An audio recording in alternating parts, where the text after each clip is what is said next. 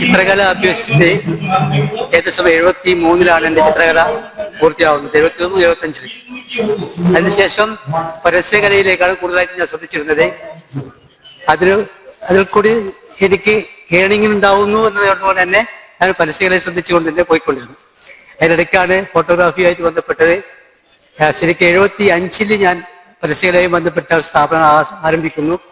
ആ ആരംഭം 70 തുടങ്ങിയത് ഇന്ന് 50 വർഷം പൂർത്തിയായി 51-ാം വർഷത്തിലേക്ക് കടക്കുകയാണ്.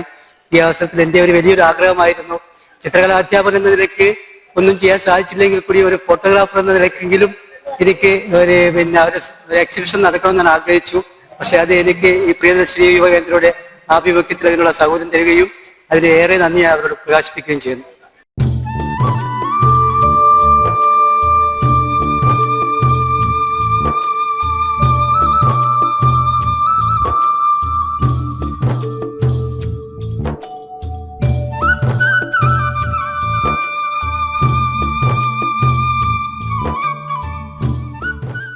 വയ്യേരി മേളത്തോടനുബന്ധിച്ച് 2 ദിവസം നീണ്ടു നിൽക്കുന്ന 60ഓളം ചിത്രങ്ങളുടെ ഒരു പ്രദർശനമാണ് അദ്ദേഹം ഇവിടെ ഒരുക്കിയിരിക്കുന്നത്.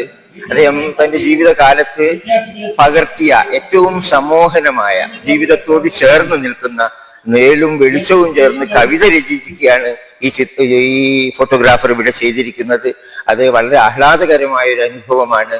ആ അനുഭവം നമ്മൾ ചിത്രത്തിലൂടെ കടന്നു പോകുമ്പോൾ തെയ്യവും തെറയും നാടൻ ജീവിതവും പഴയകാല തൊഴിലിടങ്ങളുടെ സാധ്യതകളും അതിന്റെ കഷ്ടപ്പാടുകളും ജീവിതത്തിന്റെ എല്ലാ തലങ്ങളിൽ സർവതല സ്പർശിയായ ഒരു ചിത്ര സമ്പുടമാണ് നമ്മുടെ മുമ്പിൽ അദ്ദേഹം ഒരുക്കിയിരിക്കുന്നത്. അത് നിങ്ങൾ എല്ലാവരും ഇവിടെ വരുന്ന കലാമേളയിൽ പങ്കെടുക്കാൻ എത്തുന്ന ആളുകളെല്ലാം തന്നെ 2 ദിവസം നിർബന്ധമായും ഈ ചിത്ര പ്രദർശനത്തിലൂടെ കടന്നു പോകണം. അത് ജീവിതത്തിന്റെ ഒരു പരിച്ഛേദമാണ് നിങ്ങളുടെ മുന്നിൽ സമർപ്പിക്കുന്നതായി കാണുന്നത്.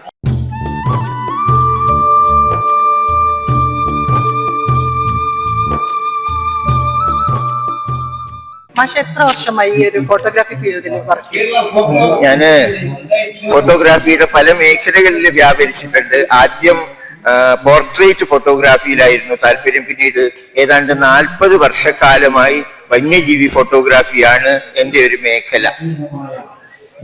അപ്പൊ ഈ ഫോട്ടോ എടുക്കാൻ പോകുന്ന സമയത്ത് എത്ര സമയം എടുക്കും? ഒരു വന്യജീവി ഫോട്ടോഗ്രാഫർ ആണല്ലോ, അപ്പൊ ഈ മൃഗങ്ങളെയൊക്കെ ഫോട്ടോ എടുക്കാനൊക്കെ പോകുന്ന സമയത്ത് എങ്ങനെയാണ് അതിന്റെ അനുഭവങ്ങൾ? ദൂഷ്യവശങ്ങളും ഉണ്ടാവില്ല, അപ്പൊ എങ്ങനെയാണ് അതിന്റെ അനുഭവങ്ങളൊക്കെ? പലപ്പോഴും 3-4 ദിവസം നീളുന്ന കാനനവാസങ്ങളാണ് സംഭവിക്കാറുള്ളത്. ഇപ്പോ കേരളത്തിലെ കാടുകളിൽ പലപ്പോഴും രാവിലെ കയറി വൈകുന്നേരം ഇറങ്ങുകയാണ് പതിവെങ്കിൽ ആഫ്രിക്കൻ വനാന്തരങ്ങളിലൊക്കെ പോയാൽ നേരം വെളുക്കുന്നതിന് മുമ്പേ യാത്ര ആരംഭിക്കുകയും ഏകദേശം ഇരുൾ പരക്കുന്നതോടുകൂടിയാണ് തിരിച്ചു വരിക. അങ്ങനെ 4-5 ദിവസത്തെ യാത്ര കഴിയുമ്പോഴാണ് ഏതെങ്കിലും മോഹനമായ ചിത്രങ്ങൾ ലഭിക്കുക. പലപ്പോഴും ഈ ആളുകൾ പറയുന്നത് പോലെ ഈ വന്യജീവി ഫോട്ടോഗ്രാഫിയിൽ അപകട സാധ്യത എന്ന് പറയുന്നത് അത്ര തീക്ഷ്ണമായിട്ടില്ല. അതിന് പ്രധാനപ്പെട്ട കാരണം നാം വന്യമൃഗങ്ങളുടെ നേരെ ഏതെങ്കിലും രീതിയിൽ ആക്രമണോത്സുകത കാണിക്കുകയോ അവരുടെ സ്വകാര്യ ജീവിതത്തിൽ ഏതെങ്കിലും രീതിയിലുള്ള അലോസരം ഉണ്ടാക്കുകയും ചെയ്യുമ്പോൾ മാത്രമേ അവ ആക്രമകാരികളായി തീരുന്നുള്ളൂ. എൻ്റെ ഒരു അഭിപ്രായത്തിൽ മനുഷ്യരെക്കാളും സ്നേഹമുള്ള, മനുഷ്യരെക്കാളും പാരസ്പര്യമുള്ള, മനുഷ്യരെക്കാളും ചേർത്ത് പിടിക്കാവുന്നവരാണ് മറ്റെല്ലാ സ്പീഷീസിൽപ്പെട്ട ജീവജാലങ്ങളും. ലോകത്തിലെ ഒരൊറ്റ സ്പീഷീസ് ഹോമോ സാപ്പിയൻ എന്ന് പറയുന്ന മനുഷ്യൻ ഞാനാണ് ഭൂമിയുടെ അവകാശി എന്ന രീതിയിൽ ഒരു അഹന്ത സൂക്ഷിക്കുന്നത് കൊണ്ടാണ് ഈ വനപ്രാണികളെ നമുക്ക് ചേർത്ത് പിടിക്കാൻ കഴിയാത്തത്, അവരെ നാം ശത്രുക്കളായി കാണുന്നത്.